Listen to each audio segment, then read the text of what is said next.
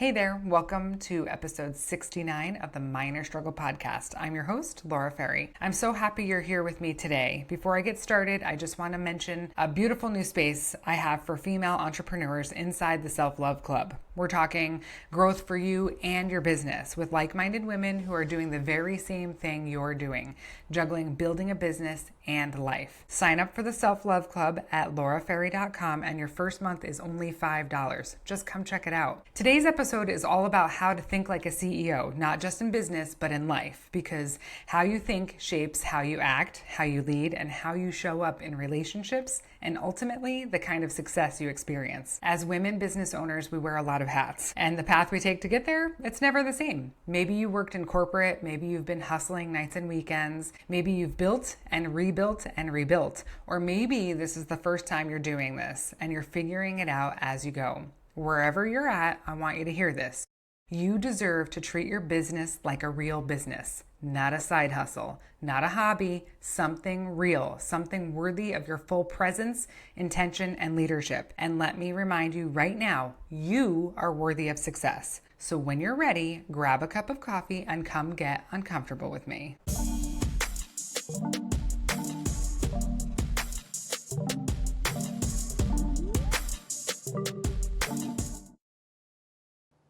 Hey, welcome back. I'm really excited about this episode because I feel like as you're evolving, so many things kind of align. And unless you've felt that, it might not make sense to you because it didn't really to me until it started aligning. And I feel so good and positive and that I'm heading in the right direction that I'm not questioning my decisions anymore. I think I mentioned in the last podcast that I talked about the stillness and sort of waiting and not reacting or not jumping on anything impulsively. And that makes a really, really big impact. And we're going to talk about that a little bit today. When I started, we're going to talk about a lot of things, mindset shifts, emotional intelligence, habits, of course, and then just testing things out and adjusting to different things. So when I started shifting my mindset around business, it changed my entire life. I had, we're building something, and obviously we're building something because we want to create an income for ourselves and we need to support ourselves. And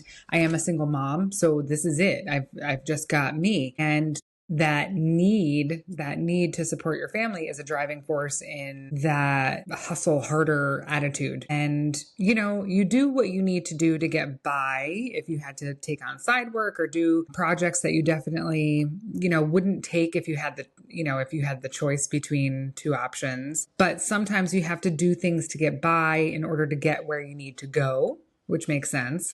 But we want to maintain that stillness as you do that, which sounds like incredibly to balance and like incredibly hard to balance. But I promise you it's possible. And it's so strange that the layers of letting go and where I am now and just trusting in myself, most of all, and the universe, God, or whatever you believe in, that everything's going to just work out the way that it's supposed to. And I would say that for a really long time, but now I'm actually like living and embodying that practice.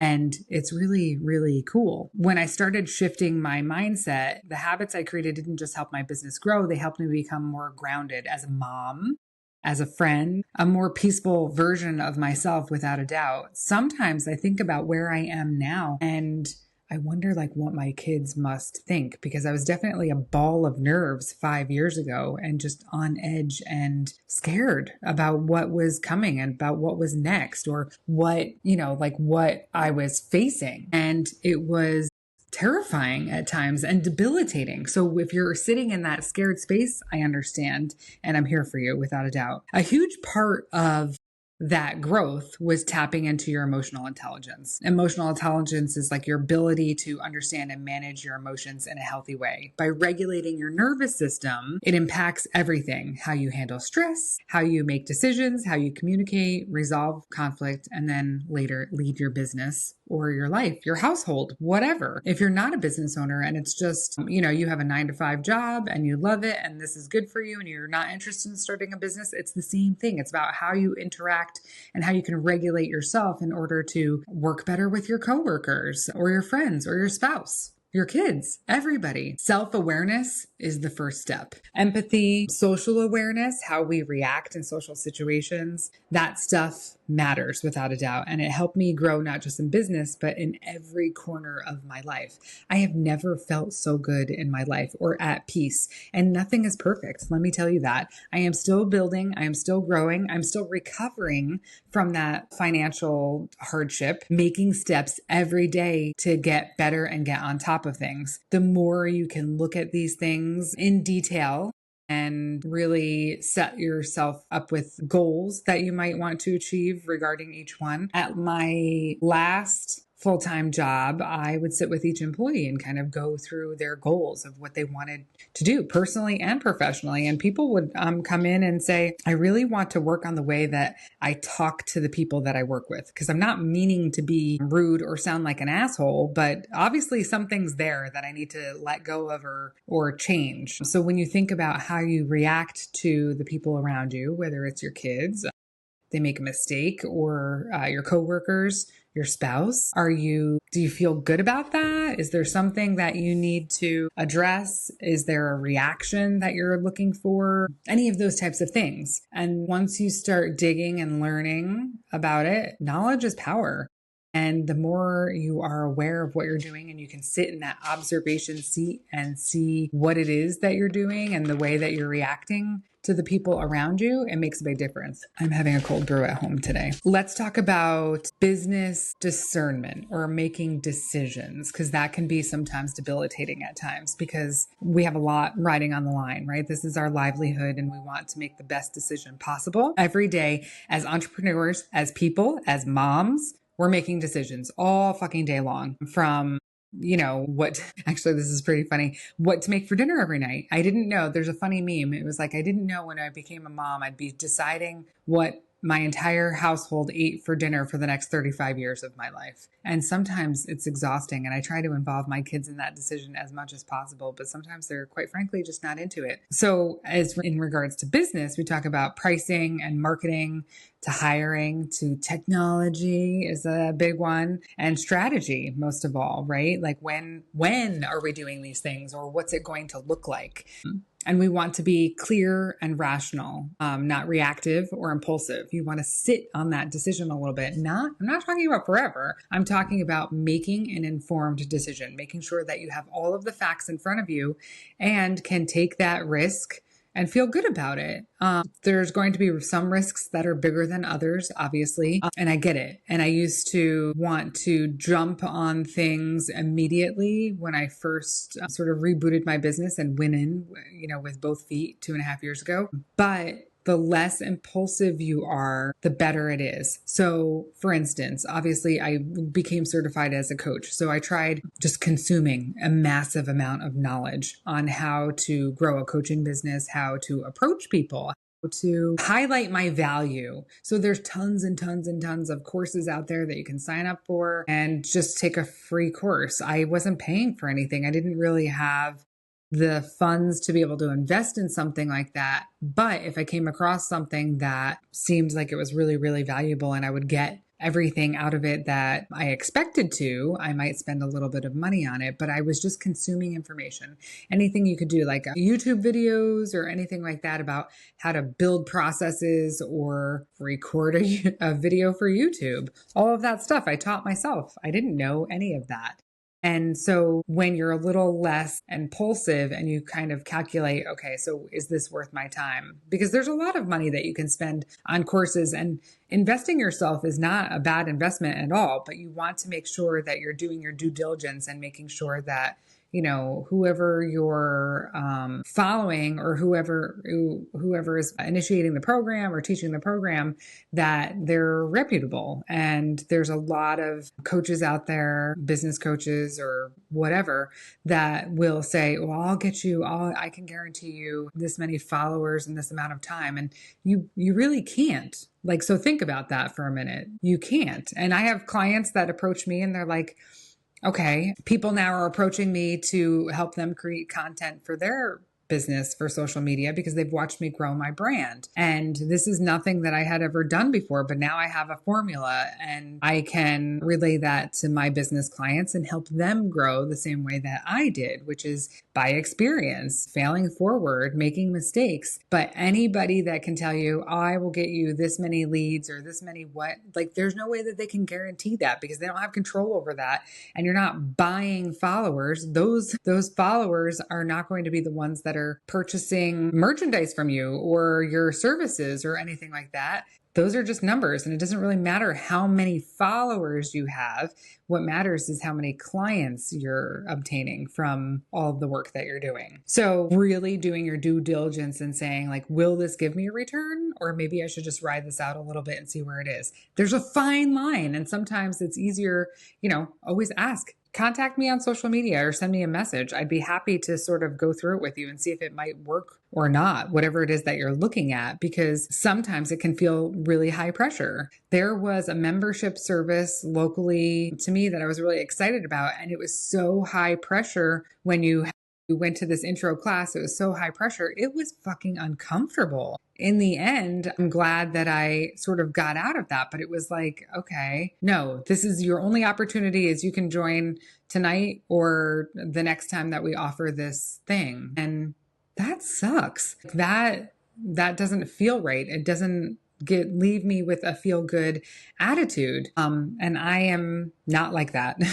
at all. Listen, I will give my absolute whole heart to your business. And if I don't think that something's going to work, or if I'm going through the motions and my heart isn't in it, you can tell I can't fake anything, to be honest. So if we don't align between me and your business or, our personalities or the way that we approach things, it's probably better that we don't work together because we want to move mountains together. We don't want to always be butting heads about different decisions or anything like that. The clients that I do have, I really, really care about, and I'm really excited to watch them grow. There's no high pressure anything. If it doesn't feel good, then you shouldn't do it. However, if you're just scared, then let's talk about it and go through it.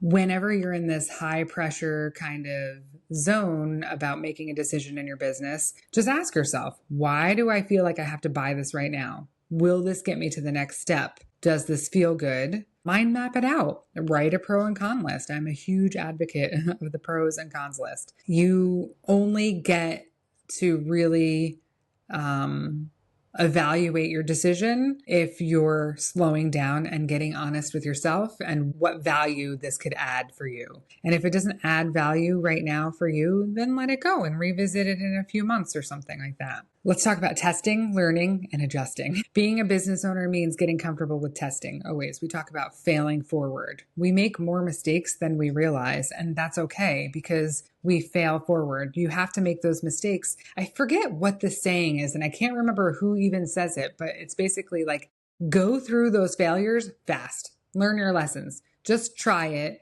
And if it doesn't work, go back to it another time. Maybe right now is not the time. You're going to test, like, let's say you're doing newsletters, right? So if you subscribe to my newsletter at lauraferry.com, testing different subject lines or testing what time you send the email out, all of those things have an impact on what your end result is. So you have to try different ones to see what works. It doesn't mean that you should try a different one every single time that you send it out. You need a little bit of consistency to try it out. I've tried sending my newsletter out in the middle of the day at 8 a.m., all different times. And sometimes, quite frankly, I'm just a little bit behind and it goes out when I need it to go out. But typically you kind of test all those things and try to see what works. The same with anything with social media. The algorithm is always changing. So you have to kind of stay ahead of that. And there are things that I'll put out there and they get like no views. And it's like, okay, well, it wasn't that time. And for instance, on YouTube, there's no control over it at all. Like there's no rhyme or reason. People are watching videos at 2 a.m.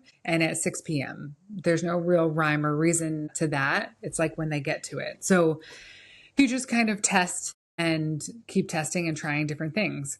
Figuring out what doesn't work is just as valuable as figuring out what does. And maybe even more so, quite honestly. Don't get stuck in perfection. Done is better than perfect. Stay open, stay curious, and pay attention. And you can just keep refining your process and how you're doing things. Let's talk about reacting versus overreacting. There's something that I had to learn the hard way, and there's a difference between reacting and overreacting. The way we respond to challenges, feedback, or even like technology issues. I used to get so fucking frustrated when I couldn't figure stuff out. I can remember a long time ago, probably 15 years ago, easily, when I was married and I'd be having trouble, I don't know, with something, a router or the TV or something. And I'd be so frustrated. Like it was just every little thing just set me off. And even 6-7 years ago, just not understanding or not having sometimes a mental block. And I think as women, like we've talked about this in the self-love club too, sometimes with technology, we just put on this like mask, like I'm not going to figure it out. Ugh, that's another thing that I have to fit in my brain. Or driving to new places and finding different directions and the anxiety that comes with that stuff. And we just kind of shut off to it. And we may overreact when we're really just frustrated, nervous, and anxious about it. So when you're able to regulate your emotions about whatever it is, because we create these anxieties over these fears that we're living through, if you continually push yourself through those fears, you're going to figure out what that why is, why you're feeling that way. And then you can address yourself a little bit better as you're going into something new like that. When you work on your emotional intelligence, you start rewiring your brain. So when you have this auto response where you're like, oh, I have to drive somewhere I've never driven before. I had this fear for a really, really long time that I didn't realize it existed until I was divorced and I was having to go places on my own. But I don't like driving over bridges or overpasses that have like low, whatchamacallit, on the side, low fences or dividers or barriers or whatever on the side. I don't like it. And it was debilitating at times when I've been driving somewhere on my own. And I don't know where that came from or why it existed. And then I just had to force myself to kind of keep doing it. And I have like a mantra that I would say to myself. Now it's not so bad, but man, it was debilitating for a little bit. And the more I talk about it, the more people are like, oh my God, me too. Or, just going somewhere new or different. When I was younger, 20 years ago, I didn't think about that stuff. I was just like, I'll figure it out. Driving into New York City as I was 18 and not knowing where the hell I was or how I was getting back.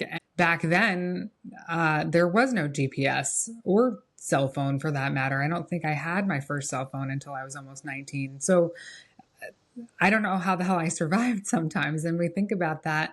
And now we have GPS, we have everything available to us. And now is when this kicks in. Like, what the hell am I going to do? But we're so reliant on those things. So that's just like one of those things that come up and it creates so much anxiety and fear. And getting through that is really like putting you into alignment. And you have to, I like to refer to it as microdosing, essentially. When you continually push yourself past those things that you're afraid of, you have to sort of dip your toe in the water over and over and over again. When you're in alignment, it feels better. So instead of avoiding those fears, we should tackle them one at a time and just dipping our toe in the water. Part of that, just a sidebar, is like my own personal growth journey and going places on my own. I have been divorced for almost 6 years, on my own for over 6 years. And when you become reliant on someone to drive, say, I don't think my ex-husband really liked the way I drive, or maybe he preferred to drive. So then when we were separated and then divorced, I was driving myself everywhere. And that's when that fear really kicked in. And I don't know, I've talked about it. I talked about it on a couple podcasts ago about going somewhere with the kids and not like something happening. Who would I even call, for help or whatever? And I got through that. When it's just me, I still have that anxiety, but I know I'm like, it's just me. I'm not responsible for anybody else. When you have kids, it's like a whole different ball of wax. So backtracking a little bit on your reacting and overreacting and thinking about those fears. And really when we react to something in this like scarcity mindset, that is like where that comes from. So digging back to your why is this upsetting me? What am I afraid of? Like what's really happening here? And really asking yourself. And when I say dig into it, Journal. Keep asking yourself why. That is a huge factor in why and how we approach everything and why we do the things that we do. Let's think about it. If we're taking the same way to work every day, is it out of habit, or is there a reason behind that? You start rewiring your brain when you start asking yourself those questions, and then you can have affirmations or mantras to help you get through those fears and continue to push yourself through that.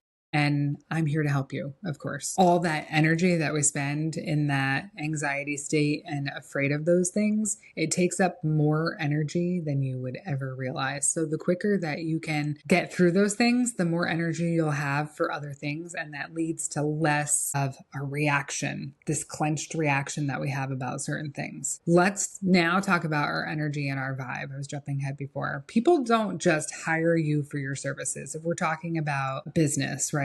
Or even the people that you're attracting, your friends that you're attracting. They hire your energy, your vibe, your essence, you essentially, right? And the business owners that I'm working with in that regard have this great energy about them. And once you can become more confident in yourself, your ability, what you have to offer, and value yourself, you'll be attracting the right clients, right? Your audience is always paying attention. They're always paying attention, not just to your content, but how you show up. Are you smiling? Do you have emotion? Are you just reading something? All of that shows, especially in social media. And I've been doing so much social media management for other businesses. That's been really interesting and something that I had never done before, honestly. But again, as I said, businesses have been reaching out to me to start helping them with their social media management because I was able to build a brand, and now I have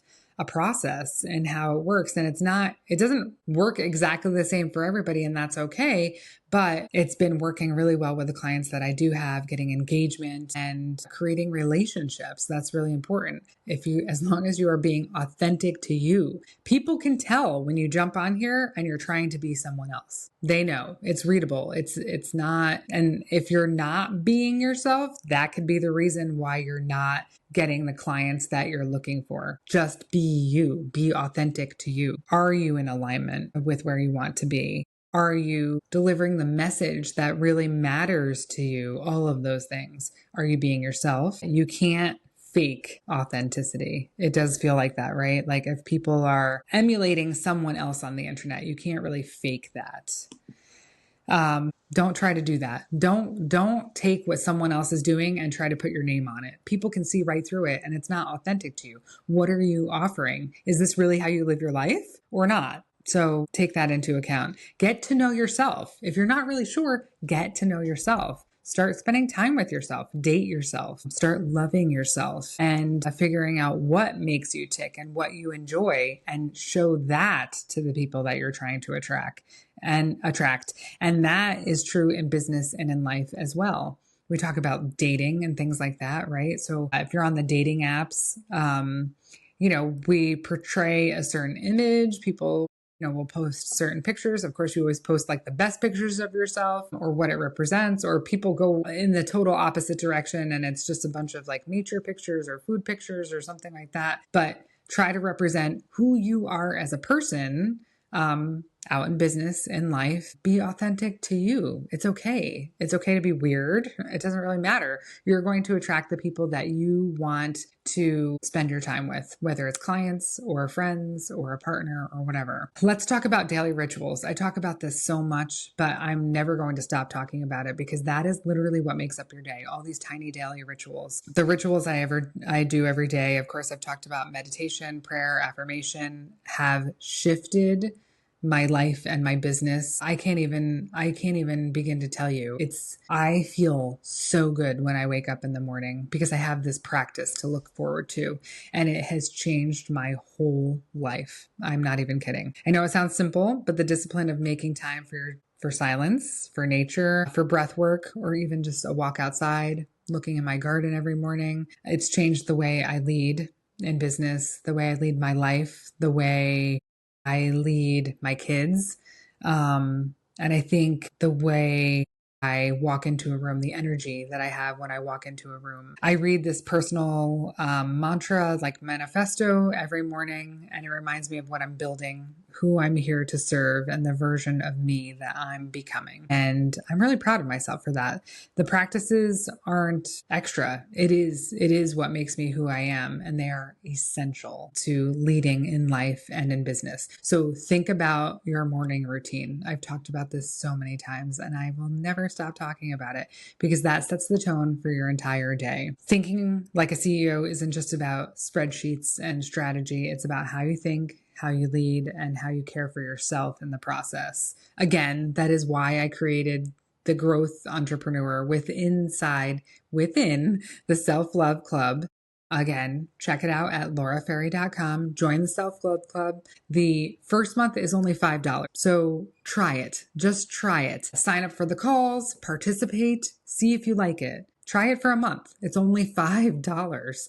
And I promise you, you're going to stick around because it's a very grounding space to be and an important commitment and appointment that you make for yourself every single week. It's beautiful. This work isn't always smooth, but it's worth it. I promise you that. Thanks for being here with me today. I'm so happy that I could share this with you. If you're ready to work with me, whether as a business owner or somebody ready to shift your mindset and start working on your own personal growth, take your power back. Let's talk. If you enjoyed this episode, please give it a like and subscribe wherever you're watching or listening, and share it with a friend if you think that they could benefit from something like this. If you're ready to work with me, shoot me a message on social or fill out the contact form at lauraferry.com. As always, thank you for watching, and I'm thinking of you and sending you love.